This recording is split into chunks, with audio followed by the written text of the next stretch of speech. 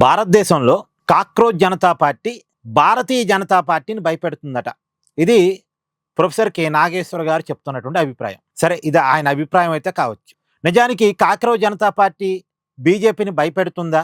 భయపెట్టే పరిస్థితిలో cockroach Janata party ఉందా? నిజానికి సోషల్ మీడియాలో అయితే కాక్రోచ్ జనతా పార్టీ గట్టిగానే ఉంది.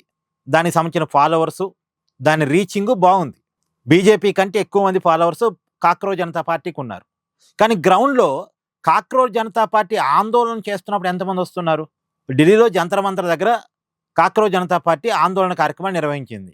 ధర్మేంద్ర ప్రధాన్ రాజీనామా చేయాలి కేంద్ర విద్యాశాఖ మంత్రిగా, ఎందుకంటే నీట్ పేపర్ లీక్ అయింది కాబట్టి అని. నిజానికి ఇది జెన్యూన్ డిమాండ్, ప్రజల నుంచి వచ్చే డిమాండే. ప్రజలు ఈ డిమాండ్కి యాక్సెప్ట్ కూడా చేస్తారు.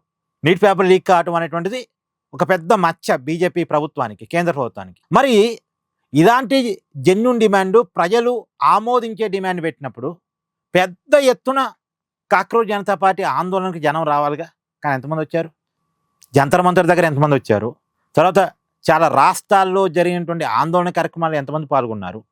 సరే, పాల్గొంటున్నారు. నిజంగానే కాక్రోచ్ జనతా పార్టీకి విపరీతమైన జనాల వెల్లు వస్తుంది అనుకోండి, అది ఎవరికి నష్టం, ఎవరికి లాభం? ఇప్పుడు బీజేపీ సరే నిజం భయపడుతుందేమో అనుకుందాం. కాంగ్రెస్ భయపడలేదా? కాంగ్రెస్ అంతకంటే ఎక్కువ భయపడిద్ది కదా. ఇప్పుడు కాంగ్రెస్ అనేది బీజేపీకి వ్యతిరేక పార్టీ. బీజేపీ మీద వ్యతిరేకత వచ్చినప్పుడు ఆ వ్యతిరేకతని ఎన్క్యాచ్ చేసుకుని అధికారంలోకి రావాలనుకునే పార్టీ కాంగ్రెస్ పార్టీ. మోడీ దిగిపోతే మోడీని ఓడించి ప్రధానమంత్రి కావాలనుకుంటున్న వ్యక్తి రాహుల్ గాంధీ కదా.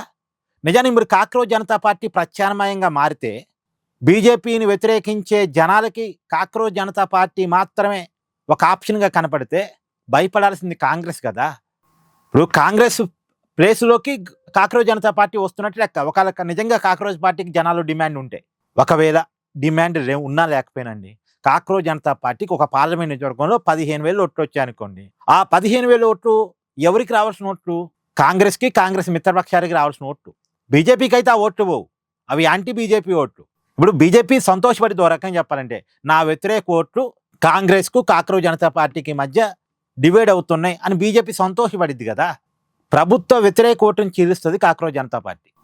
నిజానికి కాక్రోచ్ జనతా పార్టీ వల్ల ఎక్కువగా భయపడాల్సింది బీజేపీ కాదు, కాంగ్రెస్. ఎందుకంటే కాంగ్రెస్ని రీప్లేస్ చేస్తుందేమో ఒకవేళ నిజంగా కాక్రోచ్ జనతా పార్టీకి డిమాండ్ వస్తే, ప్రజల్లో ఆదరణ వస్తే. అంతే తప్ప బీజేపీ ఇక్కడ పెద్దగా ఇప్పటికిప్పుడైతే కాక్రోచ్ జనతా పార్టీని చూసి భయపడాల్సిన అవసరం లేదు. భయపడాల్సింది ఎవరన్నా ఉన్నారు అంటే అది కాంగ్రెస్. ఎందుకంటే ఇప్పుడు ధర్మేంద్ర ప్రధాన్ రాజీనామా విషయంలో కూడా కాక్రోచ్ జనతా పార్టీ ముందుగా ఆందోళన చేసింది, తర్వాత ఇప్పుడు కాంగ్రెస్ పార్టీ ఆందోళన చేస్తుంది. మీరేమంటారు కూడా కామెంట్ చేయండి. Please do like, share and subscribe this channel.